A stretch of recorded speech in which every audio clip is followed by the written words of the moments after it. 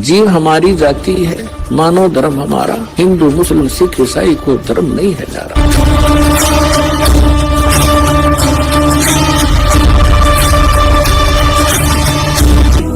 जिस समय आप परमात्मा की सत्यनारायण कथा से परिचित हो जाओगे, सत्यनारायण कथा का अर्थ हो सच्चे भगवान की जानकारी, उसकी महिमा का गुणगान, अविनाशी भगवान की गुणगान। आज तक हम श्री विष्णु जी को सत्यनारायण कहते थे। सत्यनारायण माने अविनाशी, सच्चा भगवान, सत्य माने जो कभी नाश ना हो जिसका। और विष्णु जी की मृत्यु होती है, शंकर जी की भी मृत्यु होती है, और ब्रह्मा जी की भी मृत्यु होती है। तो ये सत्यनारायण नहीं थे। सत्यनारायण केवल कबीर देव है, कबीर साहब है, जो काशी में धानक रूप में आया था।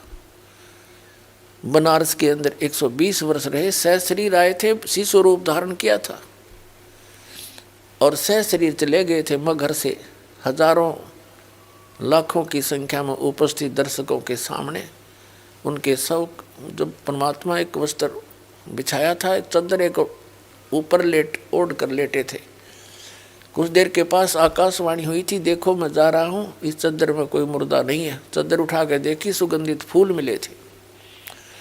वो ना जन्म हुआ ना मरे थे, वो सत्यनारायण है, वो अविनाशी परमात्मा है।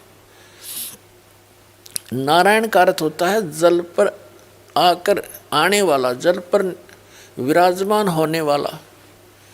परमात्मा एक लीला प्रत्येक युग में करते हैं। सतलोक से चलकर आते हैं, सहशरीर आते हैं और कमल के फूल पर, वो सरोवर के अंदर जल के ऊपर आकर विराजमान होते हैं, जिस कारण से वास्तव में नारायण वो परमात्मा है, कबीर जी। तो जब आपके यह सत्यनारायण कथा समझ में आ जाओगी, क्योंकि ये प्रथम बार सुनता है, कोई दूसरी बार सुनता है, और जिन्होंने खूब सुन रखी है उनका समझ में अच्छी तरह आ चुका है। तो ये लोक रहन का नहीं है, हमें विकल्प नहीं मिल रहा था। पुण्यात्माओं, इस परम पिता की शरण में आने के बाद, कबीर साहिब की शरण में आने के बाद, आपके जितने परिवार के सदस्य हैं सब सुरक्षित रहेंगे। आपको आवश्यक वस्तुएं उपलब्ध करवाएगा, तभी हम भक्ति कर सकते हैं। जिसके 24 घंटे टेंशन रहेगी कोई किसी ना किसी वस्तु की, तो भक्ति नहीं कर सकता। पहले तो आपको टेंशन फ्री करेगा। जितनी आपकी आस्था इस भगवान में बढ़ती चली जाएगी, जितना विश्वास बनेगा उतना ही आपके निकट आएगा। विश्वास बनने में देरी लगती है, क्योंकि हम अज्ञान से परिपूर्ण होते हैं जब परमात्मा की शरण ग्रहण करने के लिए आते हैं। कुछ तो अज्ञान इन सत्संगों से, पुस्तकों से, टीवी चैनलों से हट जाता है। यहाँ आने के बाद रहा कहा फिर मांझा जाता है प्राणी, और फिर यहाँ आने के बाद आशीर्वाद, प्रणाम, भगवान की मंत्र दिए जाते हैं। धीरे धीरे आत्मा इतनी निर्मल हो जाती है, प्रत्येक बात पर जो दास बोलेगा उस पर विश्वास होने लग जाएगा। अभी तक तो कुछ पर विश्वास होता है, कुछ पर अविश्वास होता है।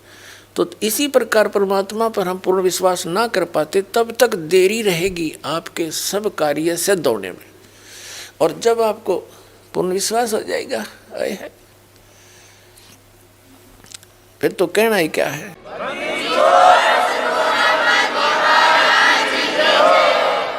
जिनको पूर्ण विश्वास हो जाता है, एक भक्त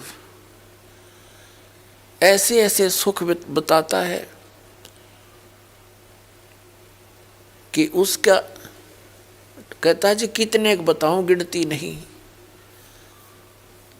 तो पुण्यात्माओं, भगवान है ये हमारा सच्चा पिता है, और अपने पिता को ही अपने संतान के दुख की चिंता होती है, और ये समर्थ है, हमारे सब काम करने में सक्षम है, सब दुखों को दूर करने में सक्षम है।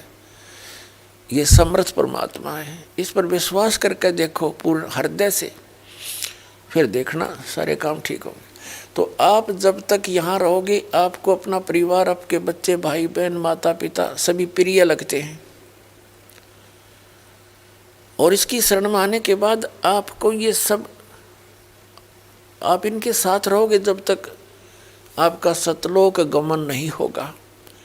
और यदि आप परमात्मा की शरण में नहीं हो, प्रिय तो पहले भी फिर भी लगते हैं, और 1 मिनट में मृत्यु हो जा किसी भी प्रिय बेटे की या बेटी की, टक्कर मारते रह जाओ, वो प्रिय लगो चाहे ना लगो फिर। और इसकी शरण में आने से आपको उस संकट से भी दूर रखेगा, आपकी उम्र भी बढ़ा देगा। यह समर्थ परमात्मा है, यह सत्कर्मालय।